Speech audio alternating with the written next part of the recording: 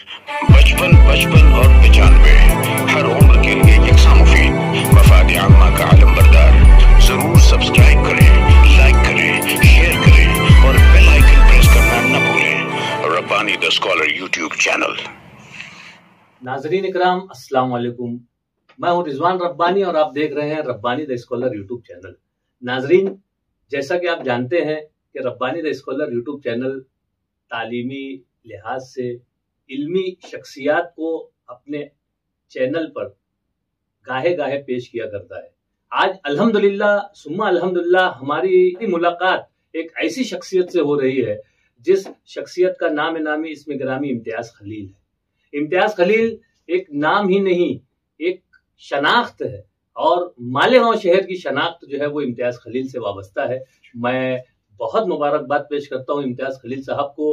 आपकी उर्दू दोस्ती, आपकी एक उर्दू जबान और अदब की खिदमत कहिए, जो जिस अंदाज से हमने अभी तक देखा है, हम यकीनन इनसे इम्प्रेस हुए बगैर नहीं रह सकते। और आपकी खिदमत लिहाज से जिस तरह से आपने वॉइस ऑफ उर्दू का कयाम अमल में लाया है, आइए आज इसी सिलसिले में हम इम्तियाज खलील साहब से गुफ्तगू करते हैं। मैं सबसे पहले इम्तियाज भाई आपको बहुत बहुत वेलकम करता हूँ, खुश आमदीद। Rabbani the scholar YouTube channel हमारा एक तालीमी इल्मी चैनल है और इसमें हम वक्त ऐसी शख्सियात को पेश करते हैं जो अपने आप में कुछ न कुछ कारहाय नुमाया अंजाम देने वाली शख्सियात रही हैं। और हमारे नाजरीन में जो हमारे तलबा और तालबात हैं, हम चाहते हैं कि उनको कोई ना कोई तहरीकी शख्सियत से हम मुतारिफ कराएं।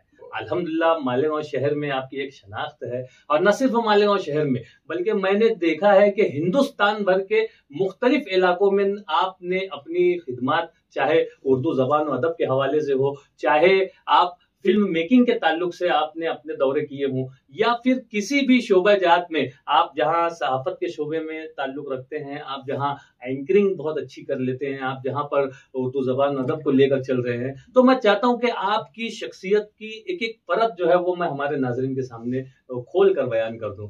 तो सबसे पहले तो आपका इस्तकबाल करता हूं। मैं चाहूंगा कि आप हमारे नाजरीन के रूबरू हो जाए और एक मुख्तसर सा तारुफ आपका, आपकी एजुकेशनल क्वालिफिकेशन क्या है, आपके एक्सपीरियंसेस क्या रहे हैं, आपने किस तरह से यहाँ तक का जो सफर है, चाहे आपका सहाफत का सफर हो, चाहे आपका जो फिल्म मेकिंग का सफर हो, आप खुलकर बयान करें। बहुत शुक्रिया। सबसे पहले तो रिजवान रब्बानी साहब का और ख़ास तौर से जो Rizwan Rabbani the scholar YouTube channel है, उनके नाजरीन जो है, उनका बेपनाह ममनून हूँ कि मुझे इस लायक समझा कि आप अपने प्लेटफॉर्म पे आपने मुझे बुलाया। बहुत शुक्रिया। मैंने यहाँ मालेगांव में पहले ग्रेजुएशन किया, फिर उसके बाद MSG कॉलेज जो है वहाँ से पोस्ट ग्रेजुएशन किया इंग्लिश लिटरेचर में। उसके बाद मैं मुंबई गया। मुंबई में KC कॉलेज ऑफ जर्नलिज्म से जर्नलिज्म किया और जर्नलिज्म का रिजल्ट नहीं आया था, उससे पहले अल्लाह का एहसान है ETV उर्दू से वाबस्ता हुआ। ETV उर्दू में मैं तकरीबन 7.5 बरस बल्कि 8 बरस के करीब मैंने वहाँ पे काम किया और ज़िंदगी का सबसे खूबसूरत एक्सपीरियंस। उससे पहले जो है जी न्यूज़ में जो है मैंने इंटर्नशिप की थी, तो जो मीडिया का नो हाउ वो 2 महीना 1.5 महीना जो मुझे मौका मिला था, उसमें मीडिया ख़ास तौर से इलेक्ट्रॉनिक मीडिया काम कैसे करता है उसका तजुर्बा हुआ। और फिर ETV तो ये समझ के चलिए कि वहीं से अमली सहाफत का वाकई जो आगाज़ हुआ। ETV में रहने का सबसे बड़ा फ़ायदा ये हुआ कि ज़बान के हवाले से हिंदुस्तान भर के लोगों से मुलाकात की, असफार हुए, ज़बान के अहम लोगों से मिलने का मौका मिला। और मैं तो अपने आप को बहुत खुश नसीब समझूंगा कि जिस वक्त मैंने ETV ज्वाइन किया उस वक्त उर्दू की इंतहाई अबकारी शख्सियात उस वक्त मौजूद थी। बल्कि मैं देखता हूँ कि गाहे कहना चाहिए उन्हीं 5-7 वर्षों में बहुत सारे लोगों का इंतकाल हुआ, वो हमारे दरमियान से चले गए। तो मैं अपने आप को खुशकिस्मत इसलिए समझता हूँ कि उर्दू ज़बान की इंतहाई अहम शख्सियात का इंटरव्यू करने का मौका मिला। अब ये है कि उसके बाद ये है 7-8 बरस टेलीविजन में काम करने के बाद ये हुआ कि मुझे महसूस होने लगा कि इसके आगे क्या। रोजाना कभी कभी मैं अपनी जो स्क्रिप्ट लिखता था वो संभाल के रखता था, तो मैं देखता था कि साल भर हो गया, साल भर के बाद पता चलता है कि वही वाकयात हो रहे हैं, बस ये कि दिन तारीख बदल जा रही है, इलेक्शन वही हो रहा है, ईद वैसी आ रही है, बकरीद वैसी आ रही है, मुशायरे हो रहे हैं। आज कोई बड़ा हादसा, कोई ऐसी चीज के अलावा सारी चीज बिल्कुल रूटीन की थी। तो मैंने सोचा कि ये शायद वो मकाम नहीं है जहाँ पे मुझे रुकना चाहिए। क्या बात। तो फिर मैंने दस्तावेजी फिल्में बनाने के हवाले से, हालांकि मैं जब ईटीवी में था तभी मैंने दस्तावेजी फिल्में बनानी शुरू कर दी थी। मेरे पार्टनर थे उबैद खान, उन्होंने मुझे इस तरफ कहना चाहिए राग़िब किया, और आज ये है कि फुल्ली माशाल्लाह ये हिंदुस्तान के अहम इदारों, हिंदुस्तान की यूनिवर्सिटीज़, पुलिस के महकमे, फार्मास्यूटिकल कंपनीज और बहुत सारे अहम शख्सियात के ऊपर तकरीबन 80 से 90 फिल्में जो है मैं बना चुका हूँ, और अब यही पूरी तरीके से मेरा प्रोफेशन है। मैं बहुत मुबारकबाद पेश करता हूँ, और बिलखुसूस वॉइस ऑफ उर्दू जो टाइटल आपने मुंतखब किया और उर्दू की एक आवाज़ को आप पहुँचाने की कोशिश कर रहे हैं शहर भर में और पूरी दुनिया में, उर्दू ज़बान अदब के हवाले से आपकी जो खिदमात रही हैं, मुख्तलिफ किताब मेलों का इनेकाद है, और उसमें जो जिस तरह से भी आपने मुशायरों का इनेकाद है, और अभी अभी मैं देख रहा हूँ कि आप अफसाना निगारी के भी उसमें आपने जो है अपनी जो है खिदमात पेश कर रहे हैं, आप एक तरह से कहीं ना कहीं जुड़े हुए हैं। तो ये सारी चीज़ें उर्दू ज़बान अदब के हवाले से है। उर्दू ज़बान से शगफ जो है आपका, उर्दू की जो शीरीनी है उसने आपको किस तरह से जकड़ के रखा है, वो हमारे नाज़रीन को बताएं। देखिए, असली बात तो ये है कि मालेगांव में पैदा होना जी, ये एक बहुत बड़े इफ्तिखार की बात। क्या बात है, क्या? इसलिए कि एक सहाफ़ी की हैसियत से मैं जब मुंबई में मैंने ईटीवी में काम करना शुरू किया तो मेरे साथ ज्यादातर सारे ईटीवी मराठी के लोग थे जी। तो मराठी भी बहुत एक स्ट्रॉन्ग कल्चर है। फिर अंग्रेजी के लोग मेरे साथ रहते थे, अंग्रेजी में मेरी पढ़ाई हुई थी, तो उन सब के साथ रहने और फिर हिंदुस्तान भर घूमने के बाद, हिंदुस्तान के वो बड़े शहर जिनको ज़बान का दबिस्तान कहा जाता रहा है, वहां जाने के बाद भी, वहां भी लोगों से मिलने के बाद भी, जिस तरीके से उर्दू को मेरे शहर में जिया जाता है, जिस तरीके से बरता जाता है जिंदगी के हर शोबे में, ऐसा कहीं नहीं होता। मैं आपको यकीन के साथ कहता हूँ। हाँ, ये है कि बहुत सारे शहर हैं, बहुत पुराने हैं, बहुत कदीम है, वहां पे तहजीब है, बहुत सारी जगहों पे अब भी पुरानी तहजीब के आसार बाकी हैं, इसलिए शायद उनका शीनकाफ ज्यादा अच्छा है। वो तुम की बजाय आपसे बात करते हैं, उनके यहाँ अदब आदाब ज्यादा है, लेकिन अब वो जबान पढ़ना नहीं जानते। और मालेगांव वो शहर है जहाँ पे उर्दू जो है वो जी जाती है।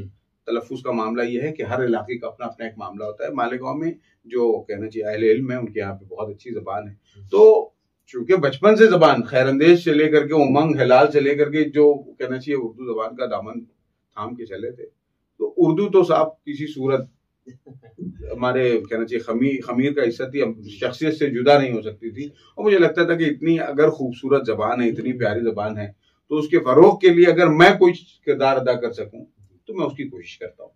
बहुत सर, मैं आपसे ये जानना चाहूंगा कि जिस तरह से आपकी खिदमत अभी तक रही है और आपका जो सफर रहा है, चाहे दस्तावेजी फिल्म के हवाले से हो, चाहे मुशायरों के इनेकाद के हवाले से हो, उर्दू किताब मेलों के हवाले से हो, लेकिन जहां तक मैं देख रहा हूं कि आप जो है हामा वक्त जो है मसरूफ रहा करते हैं, हामा वक्त आपके दौरे रहा करते हैं। तो अभी तक आपने हिंदुस्तान भर के किन किन शहरों में जो है दौरे किए, किस किस लिहाज से किए, और बैरून मुल्क ममालिक में भी आपने दौरे किए, तो वो भी हमारे नाज़रीन को बताएं। देखिए, आप जिस वॉइस ऑफ उर्दू का नाम लिए, जो मेरा चैनल है, तो 2009 में मैं हुकूमत अमेरिका का मेहमान था, और वहां पे हमारी एक दोस्त हो गई थी जो वॉइस ऑफ अमेरिका में काम करती थी, voice of America Urdu services में। तो 2009 में ही मैंने तय किया था कि मुझे वॉइस ऑफ उर्दू के नाम से एक प्लेटफॉर्म शुरू करना है। अभी बीच में जब चैनल शुरू हुआ तो बहुत सारे लोग बात करने लगे कि प्लेटफॉर्म तो उर्दू के नाम का है लेकिन नाम अंग्रेजी है, उसमें बहुत सारी बात हुई। तो सच्ची बात तो यह है कि इसमें तो कोई दो राय नहीं कि अगर इसका नाम खालिस उर्दू होता तो बहुत अच्छी बात होती, लेकिन जब आप अवेलेबिलिटी चेक करते हैं तो बहुत सारे नाम जो है, आपसे पहले बहुत सारे लोग काम करते रहे, तो वो नाम बहुत सारे जा चुके थे। और वॉइस ऑफ उर्दू मतलब मीडिया के हवाले से ये मीडिया की मुनासिबत का नाम था। आप देखें, हम उर्दू टाइम्स है, या फिर बहुत सारे हमारे इस तरीके के इदारे हैं जिनका नाम जो है एशिया एक्सप्रेस, कोई उर्दू का वो नहीं है, लेकिन अच्छा अहम चीज है कि काम कैसे काम। तो मैं बात कर रहा था कि सहाफत के हवाले से हिंदुस्तान के 5 जर्नलिस्टों को अमेरिका बुलाया गया था 2009 में। उनका एक प्रोग्राम है IVLP, अल्लाह के एहसान है, उस हवाले से पहली मरतबा हिंदुस्तान के बाहर जाना हुआ। उसके बाद फिर फिल्म बनाने के हवाले से दुबई गया, फिर रिसर्च के हवाले से मैं साउथ अफ्रीका से लेकर के, बोत्सवाना से लेकर के, फिर जिम्बाब्वे से लेकर के, मतलब उस तरफ के कई ममालिक हैं, अदीस अबाब इथियोपिया गया, और फिर मिडल ईस्ट के तकरीबन ममालिक में जाने का मौका मिला। तुर्की गया। तुर्की में ख़ास तौर से तुर्की इसलिए अहम है क्योंकि तुर्की जो है वो दुनिया की कदीम तरीन तहजीबों का मरकज़ है। सिर्फ इस्लामी तहजीब नहीं, इस्लाम से पहले भी वो कहना चाहिए ट्रोजन हॉर्स मतलब ये ट्रॉय जो है उसकी कहानी, उसके अलावा फिर वहाँ पे इस्लाम जिस तरीके से आया उसका एक अलग कल्चर है। एक यूरोप और एशिया जो है उसका स्टार्टिंग पॉइंट है दोनों तरफ से। तो एक बहुत खूबसूरत जगह, तो वहाँ जाने का मौका मिला तो अल्लाह करम है। और हिंदुस्तान तो अल्लाह का एहसान है, हिंदुस्तान में उर्दू जहाँ बोली समझी जाती है, हर बड़े शहर में जाने का इत्तेफाक हुआ, हर जगह लोगों से मिलने का मौका मिला। ये बहुत खुशनसीब। उर्दू सहाफत का सबसे बड़ा तोहफा जो मिला वो ये कि वो ख्वाहिश जो जमाने से दिल में थी कि दुनिया देखी जाए, क्या बात, उसमें सबसे बड़ी मुआविन जो है वो यही मेरी फील्ड सहाफत हुई है। बहुत ही अच्छी बात यहाँ पर इम्तियाज खलील साहब ने कही। लेकिन मैं हमेशा से ये सुनते आया हूँ कि इंग्लिश जबान को, अंग्रेजी जबान को जो है वो वर्ल्ड की विंडो कहा जाता है, दुनिया की खिड़की कहा जाता है। और आपने उर्दू के हवाले से इतने ज्यादा सफर कर लिए हैं, माशाल्लाह पूरी दुनिया आपने देखने की पूरी कोशिश की। तो ये जो उर्दू जबान से आपकी मोहब्बत है, जो आपका लगाव है, ये आपको और मजीद कहाँ तक ले जा सकता है, वो जरा आपके अज़ाइम जो हैं आपके वो बताएं। उर्दू इतनी खूबसूरत जबान है। देखिए सच्ची बात तो यह है कि मुल्क की जो तकसीम हुई, हिंदुस्तान की जो तकसीम हुई, ये असल में इस मुल्क की तकसीम नहीं हुई, ये एक कम्युनिटी की तकसीम हुई जो 3 हिस्सों में चले गए। वो कम्युनिटी एज अ होल सफर हुई और उसके बाद एक मुल्क की इंतहाई खूबसूरत जबान ये 3 हिस्सों में बढ़ गई। एक हिस्सा तो बहरहाल वहां पे चूंकि बंगालीज हैं, उनका अपना कल्चर बहुत स्ट्रॉन्ग था, लेकिन ये कि तकसीम से इस जबान का बहुत बड़ा नुकसान हुआ। तकसीम नहीं हुई होती तो जबान कहीं होती, लेकिन उसके बावजूद इसके खमीर में मोहब्बत है। ये आप देखें, ये क्या है, ये मुख्तलिफ जबानों की अच्छाइयों का मरकज है। और इसकी जो असास है वो ये समझ के चलें कि उसमें शीरीनी है। ये न सिर्फ फारसी है, न ये सिर्फ अरबी है, न ये खड़ी बोली है, न ये ब्रिज भाषा है, न ये तमाम जबानों की जो अच्छाइयां थी उससे पहले संस्कृत के अल्फाज जबान में, और इसका ये कहना चाहिए किरदार कि हर अच्छाई को अपने यहाँ समो लिया जाए। क्या बात, इसीलिए ये पसंद की गई। दुनिया की कौन सी जबान है कि जिसके नहीं बोलने वाले भी कहते हैं कि ये समझ में तो नहीं आती लेकिन अच्छी लगती है। ये सिर्फ और सिर्फ उर्दू के साथ ये मामला है। तो मुझे लगता है कि इस जबान के साथ तो जब तक रहेंगे जबान के साथ रहेंगे, और अगर जबान के लिए मेहनत की गई, जो पिछले 50-100 बल्कि 100 साल का जो गैप था, इस टेक्नोलॉजी ने उस गैप को भर दिया। आज जबान सोशल मीडिया की वजह से, इंटरनेट की वजह से हर घर में पहुंच रही है। हम देख रहे हैं कि धीरे धीरे वो लोग भी जबान के साथ जुड़ रहे हैं जिनकी जबान उर्दू नहीं थी। ये बहुत बड़ी बात है। रस्मुल खत की बात करते हैं लोग, वो भी धीरे धीरे सारी चीजें, उस पर भी मेहनत अगर हो तो काम की जा सकती है। बस खाली यही है कि मैंने इससे पहले भी कहा कि हमें अपनी जबान पे भरोसा करना चाहिए। हमने भरोसा किया तो मुझे लगता है कि ये जबान बहुत आगे जाएगी। इसके अंदर वो खूबी है कि वो आगे जाए, ये सिमटने वाली जबान नहीं है। इम्तियाज भाई, मैं आपसे ये सवाल करना चाहूंगा कि आपका जो काम है फिलहाल, जैसे फिल्म मेकिंग का काम है, दस्तावेजी फिल्म भी आप करते हैं, दीगर प्रोग्राम में भी आप शमूलियत इख्तियार करते हैं, तो इस शोबे को मजीद वसअत किस तरह से दी जा सकती है, और आपका जो काम करने का तरीका है वो तरीका थोड़ा सा वाजे कर दे, ताकि हमारे जो नाजरीन हैं इनमें से अगर किसी को कुछ आपसे कुछ काम करवाना कोई चाहे तो वो उनको। देखिए, बुनियादी तौर से तो मैं चूंकि सहाफी था, और जब मैं फिल्म मेकिंग में आया तो फिल्म मेकिंग बिल्कुल अलग चीज है और सहाफत बिल्कुल अलग चीज है। लेकिन ये कि जो डॉक्यूमेंट्री फिल्म मेकिंग है उसमें मुझे इसलिए कहना चाहिए आसानी हुई क्योंकि सहाफत जितना ऑब्जेक्टिव काम करती है, सहाफत जिस तरीके से जो हुआ है उसको नटशेल में पेश करना, मैंने वही किया। मेरी फिल्मों में शायद कहना चाहिए जो फिल्म मेकिंग की बहुत सारी रुमूज जो है उनका ख्याल बहुत नहीं रखा जाता है। इसलिए नहीं रखा जाता कि उसकी गुंजाइश कम होती है। मैं कोशिश ये करता हूँ कि कम से कम वक्त में मेरे देखने वालों को मालूमात उस मौजू की पूरी मिल जाए। तो जितना आप ऑब्जेक्टिव होते हैं उतना आसानी भी होती है, उतने अच्छे अंदाज में। हाँ, ये है कि जितना ऑब्जेक्टिव होते हैं इसलिए उतना आपको आपकी वीडियोग्राफी जो है वो उतनी स्ट्रांग होनी चाहिए, उतनी शानदार होनी चाहिए, ताकि आप जो लिख रहे हैं उसको वो कर पाए। तो मुझे लगता है कि वो एक तो बहुत अच्छी चीज है। आज तो ये है कि बहुत सारे लोग, बहुत सारे नौजवान बच्चे इतना अच्छा काम कर रहे हैं, बस उन्हें सिर्फ ये नहीं पता कि कायदा क्या है। अगर कवायद वो जान लें तो बहुत बहुत सारी गुंजाइश है। दुनिया, अल्लाह की दुनिया बहुत वसी है, बहुत मुतनव्वो है। उसको अपनी अपनी आंख से देख करके दुनिया को पेश बताने का जो मामला है वो आज से ज्यादा उसके इम्कानात कभी नहीं थे। बेपनाह मौके हैं, लोग नौजवान तो खास तौर से इस फील्ड को अडॉप्ट कर सकते हैं। जी, बहुत ही बेहतरीन बात यहाँ पर हमारे नाजरीन को, हमारे नौजवानान को जो बिलखुसूस सोशल मीडिया से जुड़े हुए हैं लेकिन लग़वियात और फजूलियात में जो है अपना वक्त बर्बाद कर रहे हैं, वो अपनी फनकाराना सलाहियतों का बेहतर इस्तेमाल कर सकते हैं सोशल मीडिया के जरिए से। मैं इम्तियाज भाई से यही जानना चाह रहा था कि आपने इस शोबे में आकर और इस सोशल मीडिया के इस्तेमाल को किस तरह से बेहतरीन अंदाज से, इम्तियाज भाई मैं चाहूंगा कि आप हमारे नाजरीन को बताएं कि आपके कुछ इनफरादी काम जो दस्तावेजी फिल्म के हवाले से रहे हैं, जो बहुत मेहनत तलब रहे हैं और आपने बड़ी अरक्रेजी से उस पर काम करके जो है वो आवाम के सामने पेश किया है, चंद मिसालें आप अगर पेश कर दें। देखिए, दस्तावेजी फिल्म का मामला ऐसा ये है कि जब आप किसी भी मौजू पे दस्तावेजी फिल्म बनाने जा रहे हैं तो आप ऐसा नहीं कर सकते कि बस आपने रैंडमली कैमरा उठाया और आप जाकर के शूट करने लगे। आप जिस मौजू पे काम करने चाहते हैं आपको उस मौजू की पूरी मालूमात होनी चाहिए।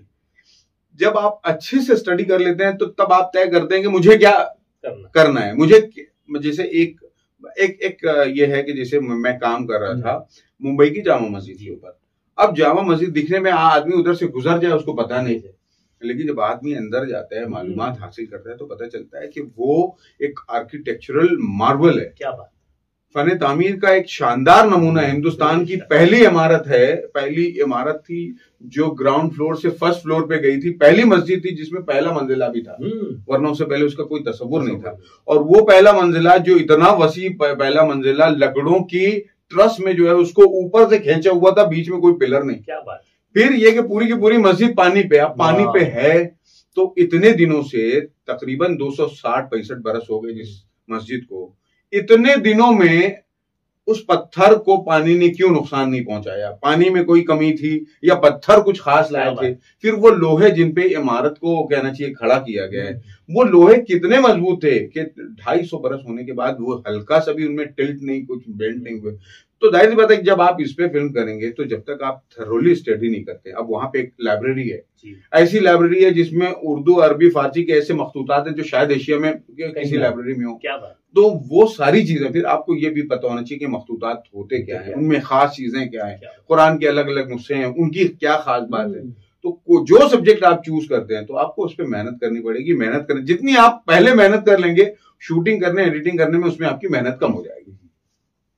कोई और मिसाल जिस तरह से आपने जामा मस्जिद की दी और दस्तावेजी फिल्म के हवाले से? दस्तावेजी फिल्म है, अब जैसे देखिए वो तो एक कहना चाहिए ये चीज हुई। मैंने फिल्म बनाई जो माजूर होते हैं उनकी जिंदगी कैसे क्या कटती है। अब हमने क्या समझ लिया है कि जो घर में हमारे माजूर पैदा हो गया उसको ये कि अल्लाह ने इसके साथ ना इंसाफी कर दी, नऊज़ बिल्लाह, इसको कहना चाहिए अपाहिज पैदा कर दिया। अब हम उसको एक घर के ऐसे सामान की तरह किनारे रख करके इंतहाई तराहुम आमेज नजरों से देख करके कि बस हाँ ये कि बस ये जी जाए जब तक, जबकि लोग मेहनत कर रहे हैं और वो देख रहे हैं कि हमारे बनाने वाले ने तो कोई चीज फजूल पैदा नहीं की है। तो वो ऐसे बच्चे जो बज़ाहिर नजर आते हैं कि माजूर हैं, उनके अल्लाह ने क्या सलाहियत पेश की है, क्या बात, उसको अनर्थ करना। और उसमें ऐसे ऐसे बच्चे निकले उसके बाद के जो दुनिया जहान का काम कर रहे हैं। क्या बात। मेरी सबसे बड़ी इंस्पिरेशन, मैं जब नया मुंबई में था तो स्टीफन हॉकिंग्स, जिनकी सिर्फ 2 उंगलियां काम करती हैं और वो दुनिया के सबसे बड़े, इत्तेफाक से उनको हाथ लगाने का, उनको उनसे मिलने का मरीन ड्राइव पे मौका मिला। तो ऐसे ही जैसे सब्जेक्ट्स हैं। फिर जामिया मिलिया इस्लामिया जैसी यूनिवर्सिटी की तारीख पे काम करना। जामिया मिलिया इस्लामिया सिर्फ एक मामूली यूनिवर्सिटी नहीं है, बल्कि तर्क मवालात से लेकर के हिंदुस्तान की पहली यूनिवर्सिटी है जिसके खमीर में उबुल बत्ती भरी है। तो आप जामिया मिलिया में अगर काम कर रहे हैं तो आप सिर्फ एक आम यूनिवर्सिटी की तरह काम नहीं कर सकते। जामिया इस्लामिया अशातुल उलूम की बात करें तो हम अगर जामिया इस्लामिया अशातुल उलूम की बात करें, आज हम जाते हैं एक बहुत रिमोट इलाके में, वो इदारा कायम है, आज जाने में दुश्वारी है।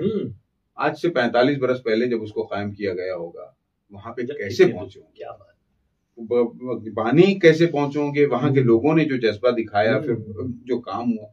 तो जब भी आप फिल्म करेंगे तो आप उसके सारे पहलुओं को देख करके काम करेंगे। तो उस तरीके से हम कोशिश करते हैं कि रिसर्च करके सारी चीजों को काम किया जाए। एक मेहनत तलब काम और एक बेहतरीन अंदाज इख्तियार करने का काम जो है वो इम्तियाज खलील साहब ने किया है, और अपने काम के हवाले से आपकी एक शनाख्त बनी हुई है, और एक मुनफरिद शनाख्त लेकर आप अपने काम के हवाले से मजीद आगे की तरफ रवां दवा है। हमारी नेक ख्वाहिशात इनके साथ है। मैं इम्तियाज भाई आपसे एक आखिरी सवाल करना चाहूंगा कि हमारे जो नौजवान हैं, हमारे जो तलबा हैं, इनको इस शोबे में जो सोशल मीडिया से जुड़ा हुआ है, चाहे वो सहाफत के हवाले से हो, चाहे वो दस्तावेजी फिल्म के हवाले से हो, फिल्म मेकिंग के हवाले से हो, आज बेशतर हमारे नौजवान जो है वो छोटी छोटी शॉर्ट क्लिप्स जो है वो बनाकर वायरल करते हैं। ये एक बहुत आम सी चीज है, लेकिन आप जिस अंदाज से काम कर रहे हैं और जो ये शोबा जो उसात रखता है, तो क्या हमारे नौजवान को इस तरफ आना चाहिए? बिल्कुल, मैं तो कहता हूँ कि मैं जिस वक्त जर्नलिज्म कर रहा था आज से 24 बरस पहले, वहाँ हमारी क्लास में तकरीबन 35 से 40 लोग थे। उसमें से महज 10 से 15% ऐसे लोग थे जो जर्नलिज्म करने के बाद सहाफत में आना चाहते थे उस फील्ड में। बहुत सारे लोग सिर्फ इसलिए भी जर्नलिज्म करते हैं कि वो एक तो उनका नो हाउ वो कि ये मीडिया ऑपरेट कैसे करता है। फिर दूसरी बात ये कि जर्नलिज्म जो है वो बहुत वसी चीज है। ये नहीं कि सिर्फ अखबार में आप काम कर रहे हैं या आप किसी चैनल में काम कर रहे हैं, रोजमर्रा में आप किताब लिख रहे हैं तो आपकी जबान कितनी प्रिसाइज होनी चाहिए। जर्नलिज्म सिर्फ आपको कैमरा लेकर के कैमरा चलाना नहीं सिखाता या अखबार की रिपोर्ट, वो हर चीज सिखाता है। आप लिखें कैसे, आप कितना मुअस्सर लिखें, कितना शॉर्ट लिखें, लिखना, राइटिंग उसकी सबसे अहम स्किल है जो वो सिखाता है। फिर दूसरी बात, अब चूंकि जमाना मीडिया का है, आज आप सोचे हैं कि जितना आज आदमी की जिंदगी डॉक्यूमेंट हो रही है कभी नहीं हुई। लोग अपनी चीजें, पहले ऐसा था कि किसी का और का खत पढ़ना जो है वो गुनाह था, लेकिन आज ये है कि आदमी खुद से अपनी पूरी जिंदगी लोगों के सामने जो है पेश किए हुए है। तो यहाँ तो बहरहाल अच्छा, लोग कहते हैं कि जितना ये बढ़ रहा है उतना स्कोप कम हो रहा है। मैं कहता हूँ कि देखिए, जहां पे जैसे मेडिकल स्टोर, एक मेडिकल स्टोर है ठीक है, लेकिन जहां 10 मेडिकल स्टोर होती हैं तो वहां एक स्कोप और बढ़ जाता है, वो एक मार्केट एरिया बन जाता है कोई भी चीज। तो अब ये है कि ये सब ज्यादा होने के बाद तो अच्छाई का नो हाउ और ज्यादा हो गया है, लोगों को अच्छाई और बुराई की तमीज आने लगी है। लोग जो है खुद ब खुद जो है वो समझते हैं कि क्या अच्छा है क्या बुरा। तो मुझे लगता है कि ये ज्यादा अच्छा मौका है कि बच्चे मीडिया में आए। बस सिर्फ ये है कि आप जिस इंस्टीट्यूट को चूज कर रहे हैं वहां पे ये हो कि वो प्रैक्टिकल जर्नलिज्म या कहना चाहिए फिल्म मेकिंग पढ़ाने में ज्यादा इंटरेस्ट रखते हो, बजाय इसके कि वो थियरी पे ही इम्तिहान लेके खत्म करते हैं। ये चीज हो तो ज्यादा अच्छा है।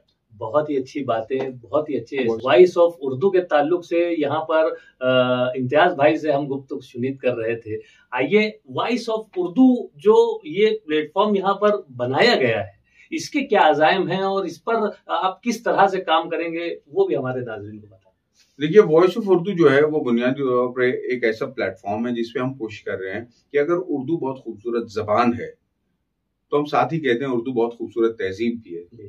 तो जबान की चीजें आए, हमारे बड़े शोरा जो है उनका कलाम उस पे आए, उनके कवायफ हैं अच्छे खासे, हम लोगों के कवायफ नहीं है इस पे, उनकी क्या जिंदगी थी। तो इख्तिसार के साथ, ताकि हमारी नई नस्ल, असल में अब हमारी नई नस्ल तारीख हो, सहावत हो, अदब हो, सियासत हो, हर चीज जो है वो इसी मोबाइल पे देखना चाहती है, उसी पे समझना चाहती है। तो हम कोशिश करना चाह रहे हैं कि इख्तिसार के साथ उर्दू जबान की तहजीब, इसकी तारीख, और जब आप उर्दू तहजीब की बात करते हैं तो हिंदुस्तान की बहुत खूबसूरत तहजीब है, तारीख है, उसको लोगों तक पेश किया जाए, हालात हाजरा पे कुछ बात हो।